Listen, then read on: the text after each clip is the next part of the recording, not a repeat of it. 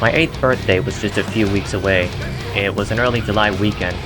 My father was out with my brother shopping someplace, while my mother was still upstairs to take care of me, probably writing up a secret shopping list or something. My father, who was moving our family on up in the world, set up an entertainment center in the basement. Computer, projector, and a redneck-looking sound system. It was alright in our era. Impatient and not wanting to spoil the rest of my family, I had to take a look at the newest PC Gamer magazine article we got in the mail. As usual, they provide cover discs to sample demos of upcoming games. One weirdly titled game stood out. I was curious because of its use of cars, motion picture characters, and blood. Supposedly lots of blood. I had to try it. Good thing the demo disc was nice to show the controls before I got started. So, first impressions. I was wiggling my mouse around and showing a dismembered hand flinging blood everywhere from its wrist. I actually didn't know what to think of it because I'm a stupid little boy. But I clicked on a new game. Hey, I get to choose a driver. Wait a second, why is that important? Yeah, whatever. I picked max damage and holy smokes, that loading screen. I don't know what it meant by hang on to your helmet, but look at that masterpiece. It's a pile-up of cars all over the place and... oh. There's a mutilated sheep flying in the air. Something tells me this is more than just a street racing game. Much more gratuitous than Road Rash. I didn't want to start some noise in the basement, so I turned the sound off. Maybe I should be glad I did. But yeah, I choose race and wanted to get right into the action. Picked a position to start in, little did I know what that meant at the time, and the countdown started. Oh ho ho, there he was again, ready to rock the roads and melt faces. That game face that Max put on left a lasting impression on me. Wow. Digitized character graphics, and I get to see what a driver makes faces throughout the whole race. Sure enough, I was running into walls and opponents and watching him jostle around in his seat. But that moment was very short-lived. The timer ran out, and Max took off his helmet in disappointment. I thought to myself, okay, it's just a demo, so it's typical that these races would be shorter than normal. But then before I got back into the menus, I saw the loading screen again. That carcass of a sheep made me realize, yeah, I haven't killed anyone yet. My next race, I turned away from the checkpoints and opponents, pursued the pedestrians. And that was when my jaw dropped.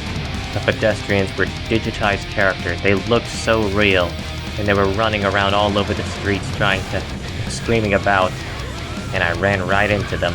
Their bloody bodies being driven to the ground, and that impression hit really hard when I saw the smug, satisfactory look on Max's face. But apparently that's the name of the game. Needless to say, that casualty bought me more time in the race. I had to learn about the game's title. Although I will say this wasn't the first time I saw such carnage in a video game, Mortal Kombat. But to do it with cars? I quietly quit the game and shut down the computer, returning to my normal everyday life, in anticipation of what to get for my next birthday. Fast forward a few months later, I was back in elementary school. Since my father had a job at a computer rental center, I was picked up by him and taken straight there that day with my brother. He was on duty to keep watch of the place since it was in the center of a pretty uptight rural town. Needless to say, he had a great time experiencing the new games that people left on the previously used computers. But to my surprise and excitement, he found and started up that game. This would be the first time I ever heard anyone say the game's title, and of course I had to see an adult play it better than me. Once more I get to witness the carnage at its maximum. Wow. Day after day I would be picked up from school to be taken to the center again, more computers being arranged across the desks and counters. In the center of the room there were lots of computers lined up side by side or back to back. I noticed some Ethernet cables ringing around the backs of each computer. This would be the first time I'd learned about computer networks, and how games can be used to set up multiplayer this way. It was then I saw my dad and brother engage each other in that game, head to head. Racing, sumo, targets. We were enjoying ourselves, trying out the new games on the demo disc to put in each newer and faster computer. We loved every bit of it. Years later, me and my family moved to a new house. My father switched jobs, but he could never give up such a game. He had to purchase Carmageddon High Octane from a computer chain store. Comp USA was pretty relevant at that time. Unfortunately, my father's new job means we had to get home on our own, so we took the bus. But that's okay.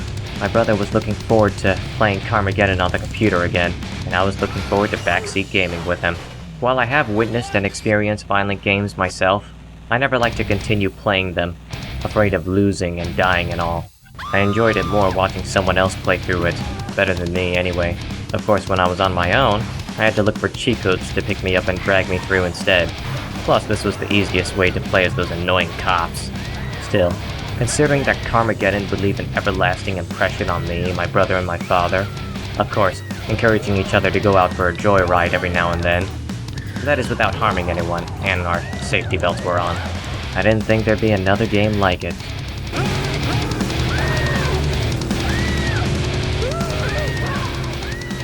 I was in the war!